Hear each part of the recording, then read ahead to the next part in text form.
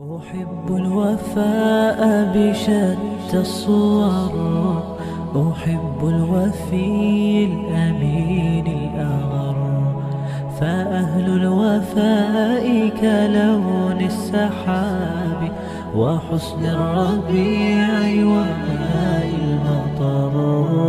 أحب الوفاء بشتى الصور، أحب الوفي الأمين الأغر. إن الحمد لله والصلاة والسلام على من لا نبي بعده أما بعد। বস্তুবাদী ধ্যান ধারণার বিষাক্ত ছোবলের অসহায় শিকার হে বোন, আজ তোমাকে একটি উপাখ্যান শোনাব। তোমাকে এমন এক গল্প শোনাব যা প্রতিটি মুমিনের হৃদয়কে পরম আবেগে উদ্বেলিত করে, প্রতিটি অশান্ত হৃদয়ে দেয় সান্ত্বনার দোল, আর মৃত্যু ভয়ে কম্পমান বন্দির জন্য যা সাহসের বাতিঘর। হযরত গুমাইসা বিনতে মিলহান ইসলামের গৌরবোজ্জ্বল ইতিহাস, যাকে উম্মে সুলাইম নামে স্মরণ করে।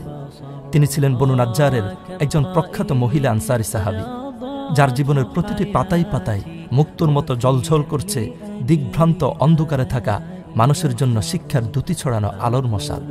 তিনি রাসূলুল্লাহ সাল্লাল্লাহু আলাইহি ওয়াসাল্লামের স্নেহধন্য সাহাবী খাদিমুর রাসূল হযরত আনাস বিন মালিক রাদিয়াল্লাহু আনহু-এর সম্মানিতা মাতা, ইসলামের ইতিহাসের প্রখ্যাত বীর আবু তালহা রাদিয়াল্লাহু তাআলা আনহু-এর সহধর্মিণী, ঐতিহাসিক বীরে মাউনার ঘটনায় শাহাদাতপ্রাপ্ত হযরত উম্মে হারাম বিনতে মিলহান রাদিয়াল্লাহু আনহা-এর বোন। তিনি ছিলেন এমন এক আত্মত্যাগী মহিষী নারী, ইসলামের স্বার্থে যিনি নিজের সাজানো সংসার, প্রিয় স্বামী, দামি অলঙ্কারাদি কোনো কিছুই ত্যাগ করতে সামান্যতম কুণ্ঠিত হননি। রাসূলুল্লাহ সাল্লাল্লাহু আলাইহি ওয়াসাল্লাম মদিনায় আসার পূর্বেই তিনি ইসলামের ছায়াতলে আশ্রয় লাভ করেন। ইসলাম গ্রহণ করার কারণেই তার প্রথম স্বামী মালিক বিন নজর তাকে এবং তার সন্তানকে ত্যাগ করে সিরিয়ায় চলে যায়। এমন এক কঠিন পরিস্থিতিতে তিনি এক চুল পরিমাণ বিচলিত না হয়ে পর্বতের মতো অটল অবিচল থাকেন। কিছুকাল পর তার দাওয়াতেই মদিনার শ্রেষ্ঠ তীরন্দাজ বীর আবু তালহা রাদিয়াল্লাহু তাআলা আনহু ইসলাম গ্রহণ করেন। ইতিহাসের পাতায় আবু তালহা রাদিয়াল্লাহু তাআলা আনহুর ইসলাম কবুলের ঘটনাটি অত্যন্ত চমৎকারভাবে বর্ণিত হয়েছে। আবু তালহা রাদিয়াল্লাহু আনহু যখন উম্মে সুলাইম রাদিয়াল্লাহু আনহাকে বিয়ের প্রস্তাব পেশ করেন, তখন কোনরূপ বনিতা না করে তিনি স্পষ্ট ভাষায় বলেন, হে আবু তালহা, আপনি কি জানেন না যে ইলাহির ইবাদত আপনি করে থাকেন তা মাটির তৈরি?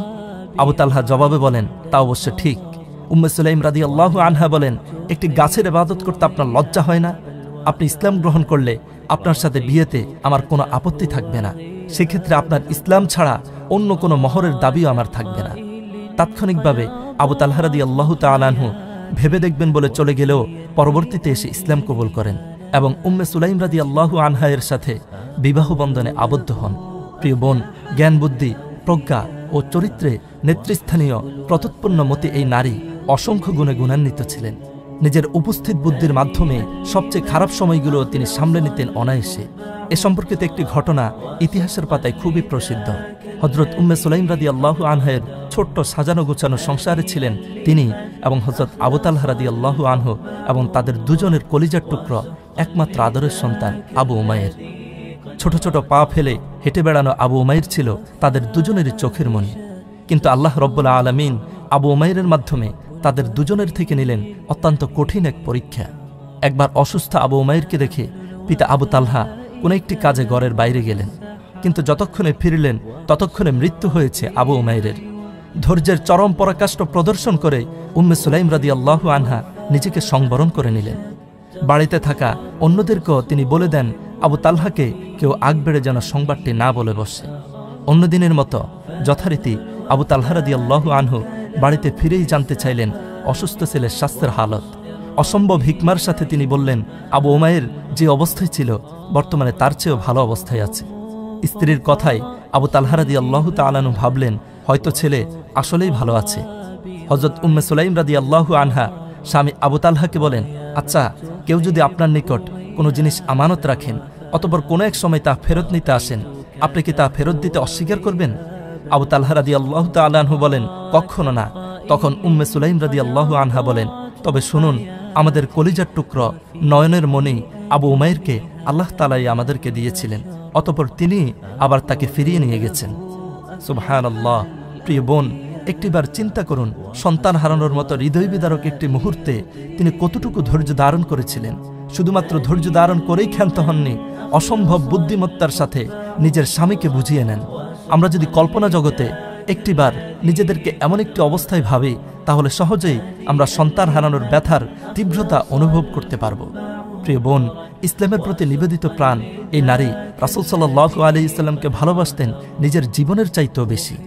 রাসূলুল্লাহ সাল্লাল্লাহু আলাইহি ওয়াসাল্লামের প্রতি ভালোবাসার কারণেই হিজরতের পূর্বে তিনি ইসলাম গ্রহণ করেন। মদিনায় আসার পর রাসূল সাল্লাল্লাহু আলাইহি ওয়াসাল্লামের দরবারে উপস্থিত হয়ে রাসূল সাল্লাল্লাহু আলাইহি ওয়াসাল্লামের নিকট পেশ করেন তার জীবনের সবচেয়ে মূল্যবান সম্পদ, কলিজার টুকরা, চোখের মণি, 10 বছর বয়সী আদরের সন্তানকে। বললেন, ইয়া রাসূলুল্লাহ, এই নিন আনাসকে রেখে গেলাম আপনার নিকট, সে এখন থেকে আপনার খেদমত করবে। এখানেই শেষ নয়, নিজের বাড়িতে ভালো কিছু রান্না হলেই তিনি পাঠিয়ে দিতেন নবীজি সাল্লাল্লাহু আলাইহি ওয়াসাল্লামের বাড়িতে। পঞ্চম হিজরিতে রাসূল সাল্লাল্লাহু আলাইহি ওয়াসাল্লামের সাথে উম্মুল মুমিনিন হযরত জয়নাব বিনতে জাহাশ রাদিয়াল্লাহু আনহার বিয়ে উপলক্ষে তিনি নিজ হাতে কারুকার্য করা একখানা পশমি পোশাক উপহার হিসেবে ছেলে আনাসকে দিয়ে পাঠিয়ে দেন রাসূলুল্লাহ সাল্লাল্লাহু আলাইহি ওয়াসাল্লামের দরবারে। তিনি অন্তর দিয়ে রাসূল সাল্লাল্লাহু আলাইহি ওয়াসাল্লামকে ভালোবাসতেন। রাসূলুল্লাহ সাল্লাল্লাহু আলাইহি ওয়াসাল্লামও কখনো তাকে বিস্তৃত হননি। এই সম্মানিত মহিলাকে রাসূল সাল্লাল্লাহু আলাইহি ওয়াসাল্লাম দিয়েছিলেন জান্নাতের সুসংবাদ। সহিহ মুসলিমে বর্ণিত হয়েছে, আন আনাসিন আনিন নবী সাল্লাল্লাহু আলাইহি ওয়াসাল্লাম قال دخلتُ الجنة فسمعت خشفة فقلت من هذا قالوا هذه الغميساء بنت ملحان আনাস ইবনে মালিক। অর্থাৎ রাসূল সাল্লাল্লাহু আলাইহি ওয়াসাল্লাম বলেন, মিরাজের রজনীতে যখন আমি জান্নাতে প্রবেশ করলাম, তখন সেখানে আমি কারো চলার আওয়াজ শুনতে পেলাম। তখন আমি প্রশ্ন করলাম, কে এই ব্যক্তি? লোকেরা বলল, তিনি আনাস ইবনে মালিকের সম্মানিতা মাতা গুমাইসা বিনতে মিলহান।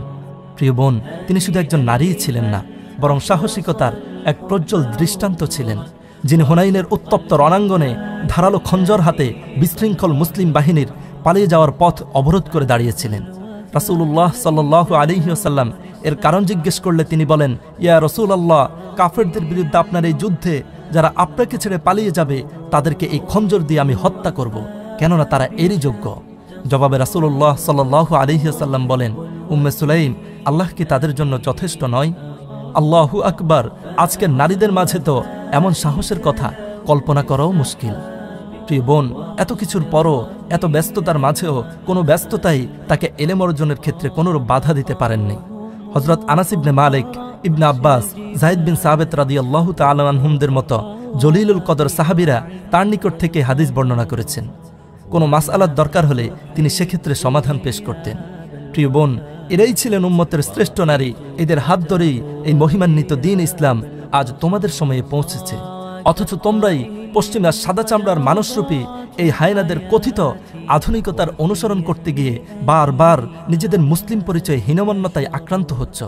কারণ তোমরা একটিমাত্র কথাই ভুলে গেছ, হযরত আয়েশা, খাদিজা এবং উম্মে সুলাইমরা তোমার পূর্বসূরি।